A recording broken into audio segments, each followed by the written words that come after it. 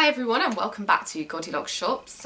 Today I'm going to do a tutorial on my everyday makeup. So I don't have a lot of time in the mornings and I tend to stick to quite a rigid formula on how I do my makeup, because if I'm running late I will tend to do more of a statement lip because that will require less work on the eyes, but I do prefer eye makeup to be my main focus, as I find that that lasts longer on me and tends to be more of an investment of my time. So if you like the look, carry on watching and I will do a little tutorial demonstrating on how I did it. Okay, so this is me with no makeup on other than my base, which is Vitalumia Aqua by Chanel.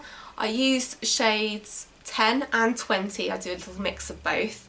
I like this foundation because I feel that it sort of provides a sort of more natural finish than others. I don't like cakey foundation at all, that's not my thing. I'd rather have less coverage than have it looking cakey, so this is the one I tend to opt for. Now I'm going to go in with my eye primer. So I use Decay eyeshadow primer, and just the original one, and literally just pop a blob of that on each lid and blend that in. Now I tend to use the original because I like the sort of freedom of it being clear. That's the one I tend to invest in. So literally just sort of blend that in. So I'm going to take you through my brushes as well, because I feel that tools definitely cut down time. The eyeshadow that I'm going to be using is from MAC, and it's the matte shade, and it is a sort of blend of Orb and Brulee mixed together. I find that Orb has a real brightening effect on my skin. They're both matte shadows, and I'm putting them on literally with a 227 brush. And what I love about this brush is it's quite a sort of a thick, fluffy brush, and it lays on colour really quick onto the eyes. It's a good way of just sort of laying on for colour fast and evenly, and so you don't have to do much in terms of work. So I'm going to get my Super Liner Perfect Slim Eyeliner from L'Oreal, which is a felt tip kind of liner. So it's really easy to use. And what I tend to use is I tend to use the eyeliner back on itself, like I just demonstrated, and then try and get it as close to the lash line as possible.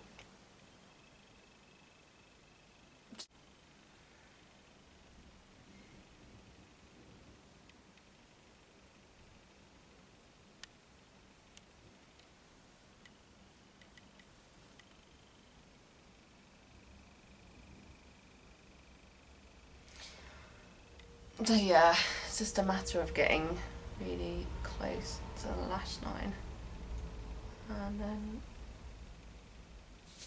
just doing a sweeping flick like so. After I put my eyeliner on top of my base eyeshadow, what I tend to do next is I get like a matte colour just to sort of hollow out my socket lines. So I'm going to get a really good brush, which has been a recent discovery for me, and that is the MAC 221. A little bit different from the 227, and I'm going to get the shade Frisk from my Naked 2 palette, Naked 2 Basics palette.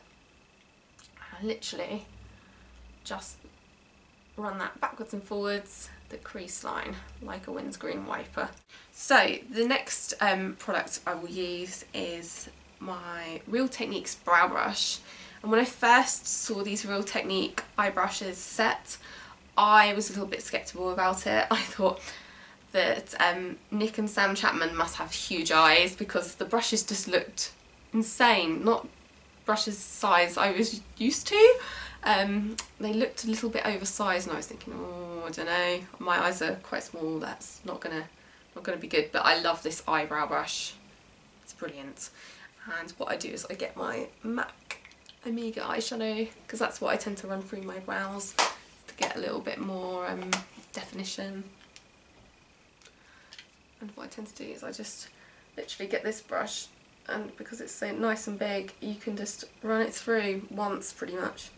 You don't have to worry about going in there and filling in every little individual hair. Then I get my 266 brush from MAC, and I will literally get my Omega shade from my MAC palette, and I just literally run that through the thinnest part of the brow.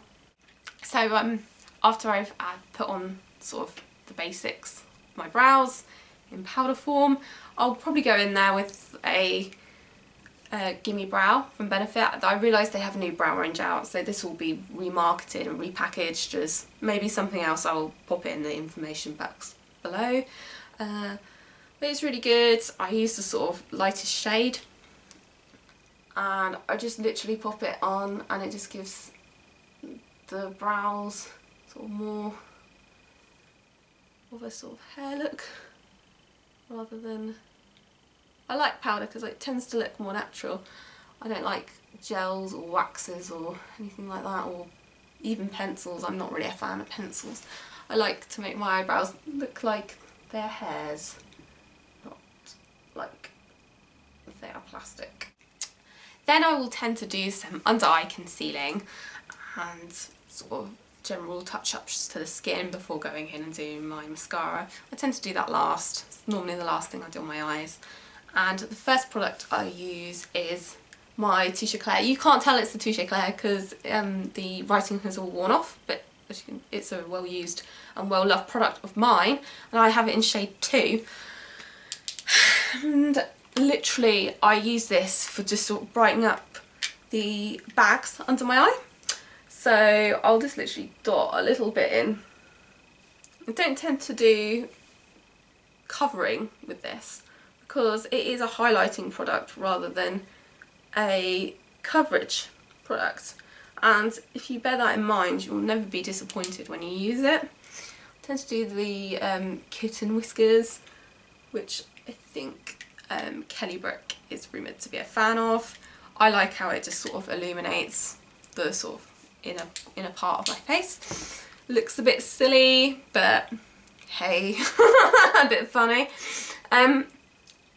So I'll literally just rub that in to my skin, to my base, and just pat it in. So another little tip is don't like wipe the Touche Eclair away, just pat it, and then you'll tend to find that it sits actually a lot better in the under eye circles. It doesn't rub instantly away. Then I will go in with my Charlotte Tilbury Retoucher, which is another under eye light reflective concealing pen, but this one to me provides more coverage in terms of concealing, and I just think it works really well in sort of synergy with the Touche Eclair, so that's why I use both. I know it might be a little bit extravagant, but I really suffer from under eye discoloration, and I just think that the combination work really well. And then again, pat the product rather than sweeping it. I mean, you can do a little bit of sweeping, but it's very important to pat because otherwise you're just disturbing everything underneath. So finally I'm going to go in with my L'Oreal Telescopic Full Slash Eye Mascara, and who says eye mascara? But yeah, literally it's a good alternative if you don't have a lot of cash to spend on mascara. I find this is one of the better ones of the drugstore, and I literally just pop it on like this, and I kind of sort of zig it back side to side. I know I've been told that that's very good at separation and also provides a lot of volume.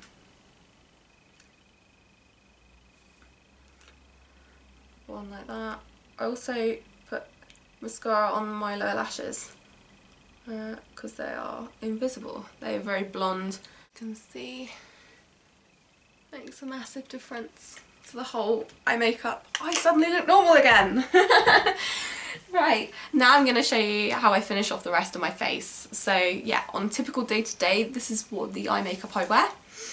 And in terms of face, I tend to not wear very much products because I don't like my face looking very cakey, and I like to look quite fresh. So I keep sort of face products and lip products to a minimum Also, it's more high maintenance. If you touch your face, I know that's really bad, but if you do touch your face throughout the day, or you eat and stuff, those products will tend to wear away quite quickly. Where my eye makeup always stays on till the end of the day, so I invest more time in doing my eye makeup in the morning because I feel that it's going to last longer. In terms of the highlighter that I use, that can vary from day to day. I don't have a set highlighter I use. I really like NARS Albatross, but that is quite a dramatic highlighter, so you have to be really, really careful with that one in terms of just being a little bit cautious and sensible with it, because you don't want to end up looking a bit glitterball. Today I'm going to be using my Bobbi Brown Pink Quartz highlighter, and this has the most gorgeous colour to the skin, but it's also going to complement my blush. Literally get the Real Techniques setting brush, and I just think it's a really nice brush for highlighter because it's quite small, so you can target your areas a bit better, and yeah, just works better on those smaller areas without putting highlighter all over your eye makeup and all the work you've done there. So I go in on the top of my cheekbone, and that actually shows up really nicely on camera, which I was a little bit surprised about because I thought it might be a problem. So add in the highlighter and then I'll blend out so I get that nice sort of seamless thing. There's one thing I can't stand, and that is snail trails on the skin. I like the seamlessness with highlighter. So it really adds a little bit of glow and dimension. And now I'm going to go in with my blusher. The blusher brush that I have looks a bit old and tatty, but it's a really good brush and I've got a lot of use out of it. I've had it for years, and yeah, it's the Good Karma brush from Decay, and I like it because it's angled, it's quite small, so you get a bit of precision, and yeah, just really good brush for taking out on the go. Blusher I'm using today is Rocketeer from Benefit, which complements the Pink Quartz Bobbi Brown highlighter really well. They're sort of similar colour tones. I'm just going to pop that on. So swirl it around and tap off the excess. And I literally just pop it there on that area, just underneath the eye. It's sort of on the apple of the cheek, and then I blend upwards.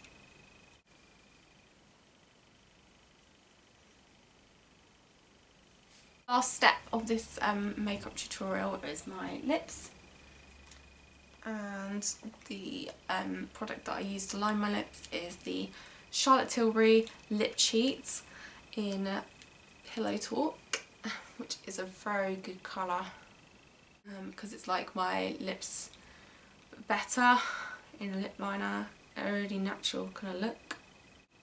It blends in really well to the lips. What I love about this lip liner is you can slightly cheat the shape of your lips without looking like you've obviously overdrawn. So you can literally just use small feathery strokes to reconstruct the shape of your lips and also add a bit of fullness. I've noticed a couple of spots that I haven't concealed very well, and what I'm doing is I'm literally got a MAC 210 brush and I got a tiniest amount of the Charlotte Tilbury retoucher on my back of my hand. And by the way, that's in shade 2. I didn't mention that, but that's in shade 2. Going in there and touching up a few imperfections on my skin at the moment. Now I'm going to finish with my Estee Lauder Pure Colour Lip Envy lipstick, and this is in the shade 120 Desirable. It's a really lovely nudie pink shade, and typically on a day-to-day, unless I was doing a statement lip, i.e. I didn't have time to do the eyes, I would normally wear sort of quite a neutral nude colour like this.